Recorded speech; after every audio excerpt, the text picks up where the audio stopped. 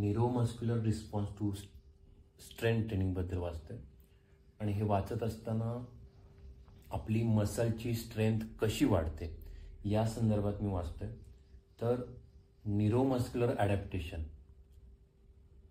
Motor unit असते, थोडक्यात सांगण्याचा प्रयत्न करतो.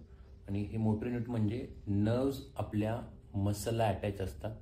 ज्या वेळेला तुम्ही कोणताही व्यायाम करता, ताकदीचे असतील किंवा कोणताही, तर ते तुम्हाला ॲडॅप्ट करतात. ओके, सातत्याने प्रॅक्टिस करून.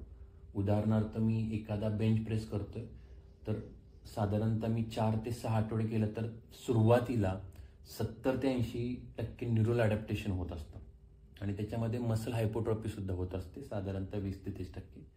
त्याच्यानंतर पुढे ज्यावेळेला अजून ट्रेनिंग करतो त्यावेळेला हे 50% होतं, न्यूरल ॲडॅप्टेशन आणि मसल हायपोट्रॉफी. जसं आपण अजून करत जातो तसं न्यूरल ॲडॅप्टेशन हे स्थिर होते, म्हणजे नर्व सिग्नलची जी ही आहे ती स्थिर होते. तेव्हा ताकदीवर म्हणजे 60 ते 70% मसल मास हा जास्त प्रभाव टाकतो. परंतु ज्या वेळेला तुम्ही अजून कंटिन्यू ट्रेनिंग करत राहता त्यावेळेला त्याच्यामध्ये न्यूरल ॲडॅप्टेशन हे असतंच आणि बाकीचा जो पार्ट असतो तो मसल हायपोट्रॉफी झाल्यामुळे आपली ताकद ही वाढत असते. मग मला असा प्रश्न पडला की मग माणूस जर कंटिन्यू ट्रेनिंग करत गेला तर तो त्याच्या बॉडीच्या 10 पट वेट का उचलू शकत नाही? तर याच्यामागे भरपूर सारे रिझन आहे. स्नायूंची मर्यादा आहे. जे काही ॲक्टिन आणि मायोसिन क्रॉस ब्रिजांची जी संख्या आहे ही मर्यादित आहे. त्यामुळे हायपोट्रॉफी झाली तरी स्नायूंची फायबरला एक मर्यादित फोर्स तयार करता येतो. ओके, ॲक्टिन मायोसिन एक स्ट्रक्चर आहे मसलचं छोटं. न्यूरल सुरक्षा, प्रोटेक्टिव्ह इन्हिबिशन म्हणतो.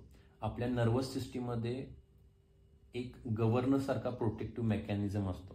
जर आपण 10 पट ताकद लावली तर स्नायू फाटतात, हाडं मोडण्याची शक्यता असतात, लिगामेंट तुटण्याची शक्यता असते. म्हणून शरीर जाणीवपूर्वक पूर्ण ताकद ॲक्टिवेट करू देत नाही. हे सगळे आपल्या बॉडीमध्ये एक सिस्टीम आहे. टेंडन आणि हाडांची क्षमता. मसल जरी जास्त ताकद निर्माण करू शकला तरी टेंडन हाडं ती ताकद सहन करू शकत नाही. म्हणून रेंज ऑफ मोशनमध्ये, डीप रेंजमध्ये आपण एखादी एक्सरसाइज करणं गरजेचं आहे.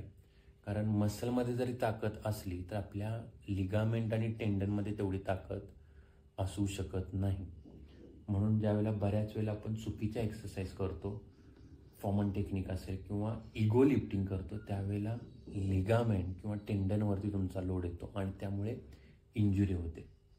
ओके, त्यामुळे नॅचरल सेफ्टी लॉक लावलेला असतो आपल्या टेंडन हाडांच्या क्षमतेसाठी. एनर्जी सिस्टीम एक त्याच्यामध्ये भाग आहे. आपल्या बॉडीमध्ये छोट्या लेवलला ATP CP म्हणून जे एनर्जी सिस्टीम आहे किंवा ग्लायकोजन सिस्टीम जे आहे एकदम इतकी ऊर्जा देण्याची क्षमता नाही आहे. म्हणजे इंजन पेट्रोलपेक्षा जास्त ऊर्जा देऊ शकणार नाही असं त्यांनी सांगितलेलं आहे. बऱ्याच वेळेला आपण एखादी 1 मॅक्स रिपिटेशन मारतो त्यावेळेला आपण पूर्ण ड्रेन होऊन जातो, एनर्जी डाऊन होते. कार्डिओव्हास्क्युलर एंडोरन्स म्हणजे आपण फटीग होतो, कार्डियक फटीग येतो. आपण काय करतो, रेस्ट घेतो आणि पुन्हा ही ATP CP किंवा ग्लायकोजन सिस्टीम हे तयार होते आणि पुन्हा आपण काही वेळानंतर ते वेट मारू शकतो. तर हा एक भाग त्यातला आहे. थोडक्यात सांगायचं काय झालं की आपण ट्रेनिंग करून ताकद खूप वाढवू शकतो, पण शरीराची नॅचरल सुरक्षा यंत्रणा किंवा स्ट्रक्चर मर्यादा आपल्याला 10 पट वजन उचलू देत नाही. खूप चांगला एक टॉपिक सुचला म्हणून हा व्हिडिओ बनवू वाटला. धन्यवाद.